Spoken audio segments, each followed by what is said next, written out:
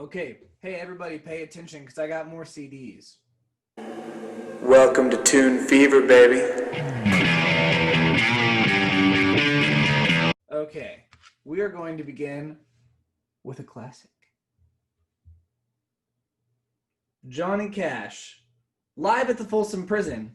Man, okay, so this is like a live performance, kind of a time capsule of this live performance. It's the storytelling of Johnny Cash in very, very, very low voice. That dude gets down there. Man, that's a classic for a reason, that's for sure. Well, here's a okay, next. It's Thrice. Their album called The Illusion of Safety. Um this is some of their older stuff. Sometimes like when I listen to Thrice, I'm never like in the mood to listen to Thrice. I'm in the mood to listen to like part of Thrice's pretty decently long career. I don't know, 15 or 18 years probably. I don't exactly know how long Thrice has been around, but they have kind of different sounds throughout their career. And like their first three albums is kind of a sound, and that's what this is. And so sometimes I'm in the mood for like the older Thrice stuff, and that's definitely this is some of the best stuff that's like in that territory. Up next, we have a classic, Deep Purple, Machine Head. Some of the most important rock and roll songs of all time are on this. It's kind of like a classic like rock, kind of like a classic heavy metal album. If you like, everybody knows like Smoke on the Water is here, but this whole album is a really wonderful album. Okay, it's pretty short. It's like 7 songs. Okay, next up we got Steely Dan, Pretzel Logic. The thing is, Steely Dan, I like them. Their music is just so smart. It's just so well composed. Like they'll play some pretty out stuff, like pretty weird, but they'll hook you. And it's always way too smooth. All right. Yeah. Well, I guess I kind of just talked about the band, but that's pretty much what I think of this. Anyway, we got the next album right here. This is the Edgar Winter Group with their album called They Only Come Out at Night. Now, this is a pretty short-lived band. I think they came out with like 2 albums, and this is the first. And this is like 1972. And on this, their first, yeah, this one's really, they kind of show a lot of the different stuff that they can do and that they did. Like each song is it's pretty varied as a listen.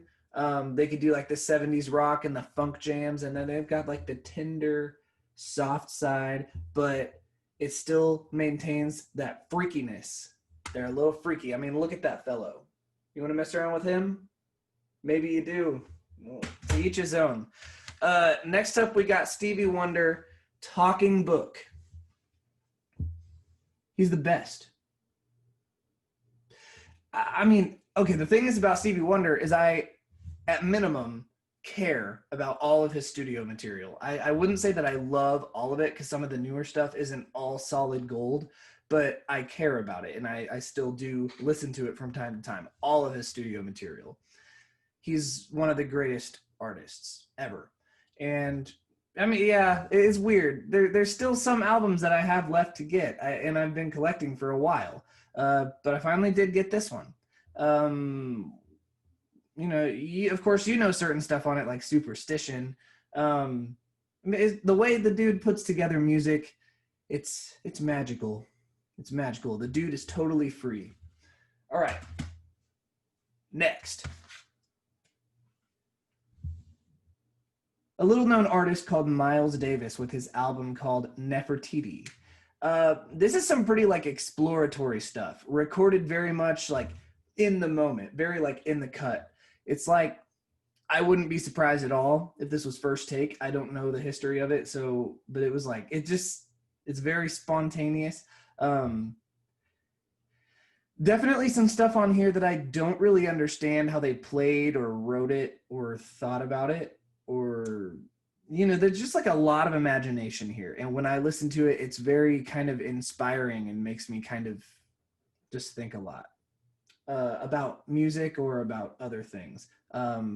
It's a really beautiful album. Okay, some jazz. Next up, kind of a random. It's this band Stillborn Nursery. They have this EP. It's called The Guns of August. It's just random. It's a great and kind of strange hardcore EP. It like loves the military and is rather patriotic. And it sometimes the riffs they get kind of like angular sometimes, and it can get sort of like 90s-ish alt metal at times. It's just kind of random to me, but it's good. Okie dokie. A classic, in my opinion. It's a classic. System of a Down. It's a very like important album, that's for sure. And it pretty much tried to. This is their first album, and it pretty much tried to push every boundary they could think of in terms of what you can do within metal. Yeah, I mean, also look at this sticker. This is like the really old one from 1998, and look at this sticker. They were as seen on stage at NAMM, or no, wait, as seen on main stage Ozfest 1999. So it was like this was sitting on shelves. Like, yeah, this is the one that was the band that was there at the like. That sticker's just been there a while. To me, I don't know. It's not that interesting, but it's funny. I don't know. I'm not taking it off. Look, we got this album. X is the band. Jesus is the album title. The band's name is a letter, and it's some interesting rock music with two vocalists, a lady and a gentleman. So a man and a woman. Up next, we got Fit for a King. Now, this is an album that has lots of great songs on it, though I do not love every single one. In particular, I guess I'm not really like a Maddie Mullins fan, and there's this song on here, The Architect, that features Maddie Mullins, and I don't really like to listen to Maddie Mullins or his music. But yeah, this is definitely, I need this album because it's got a lot of really excellent Fit for a King songs. Shout out to the best guy, Mason, who might watch this video probably, who used to be in this band. So last, okay, this is called We the Gathered Believer. It is another metalcore album. They are Christians. Oh yeah, look at this. Well, there's like, this album is cool. They've got like a lot of quite like creative riffage. But anyway, look, okay, so you open it up, right? Ooh, magical. Look at those gentlemen. And then, okay, this is the weird thing to me. This CD is in here on like this little foam circle. Like, oops, dropping the CD. Sorry, We the Gathered. But yeah, it's like this squishy foam circle thing. And that's how the CD fits in the case. And I don't know, maybe that's more common than I think. But I have not actually counted my CDs, but I have a whole lot. And this is the first one that looks anything like this. So I thought that was rather interesting. Now, I thought those were going to be the ones I was going to cover. So look, here's what I need to tell you. I have like 3 stacks of CDs, including the one that I just went over. I'm kind of backed up, basically. I've been busy, but I've been collecting CDs still. And I'm kind of backed up. And I was just going to do that stack, but I'll throw in these 3 as well. These were the ones that I got for Christmas from like my mom and my grandma. And the reason I asked for these for Christmas is because they're like harder to find or obtain, or they're like a little bit more expensive type of stuff that I wouldn't normally buy myself, but I've wanted for a long time. So these 3 are like that. Number 1, band from Iceland, Oyama. It's an EP called I Wanna. And they're like very shoegazy, but also it's kind of informed by like hardcore. And it's very like beautiful, sleepy, but sometimes it rocks your face off. I've wanted this thing for a long time, but it's a little bit more expensive, especially just for like a 6-song EP. Well, I guess there is 2 like bonus track remixes that I don't care about on it, but yeah, just for 6 songs. I didn't want to pay the price for it, so I decided to ask for it for Christmas this year, and my mom got it for me. So thank you to my mom. The second one that my mom got for me is this. It's like an anniversary edition, 30th anniversary of King Crimson. This album. It's called Lark's Tongues in Aspic. It's probably, like, if you're going to get into King Crimson, it's one of the more important ones that you need to hear, but it probably shouldn't be the first. It's wildly kind of experimental and artistic. There's some true insanity. There's like violin in the mix here. You got to know about it. And sometimes when people ask me what my favorite band is, I go with King Crimson.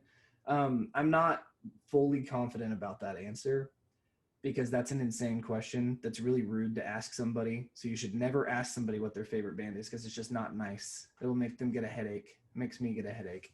But this is up there. King Crimson's up there. In terms of some of my favorite albums, this is not my very favorite, but it's also up there. I'll probably eventually rank this band. All right, the last one actually on this list is one that my grandma got me. Okay, this is Nikolai Kapustin. I pronounced it right. It's this Russian pianist, and he does my favorite classical music ever. And that's everything on this album is my favorite classical music ever. It's 24 preludes, and there's a lot of songs. As you can see, this is a Japanese version of the album. This was like released a couple times, and the really old ones are like really expensive. And this is the re-release, I think in 2004. This is the re-release in 2004. It was released in Japan because a lot of Japanese people who were playing classical piano wanted to learn his music. So this got re-released for them to learn it. But for me, I'm just going to listen to it because it's all 24 of these preludes are my favorite classical music of all time. I don't know how to say exactly what it's called. It's called Kapustin plays Kapustin, 24 preludes, Nikolai Kapustin. That's what it says. And if you want to check it out, I know it's on YouTube. You could have that. I'm really happy to have this so I can put it in my stereo system that's over there behind the jellyfish and listen to this. So this is great. Okay. That wraps it up for this video. I've got more CD hauls on the way, videos, because I've got a couple stacks here that I need to do videos for. See you next time.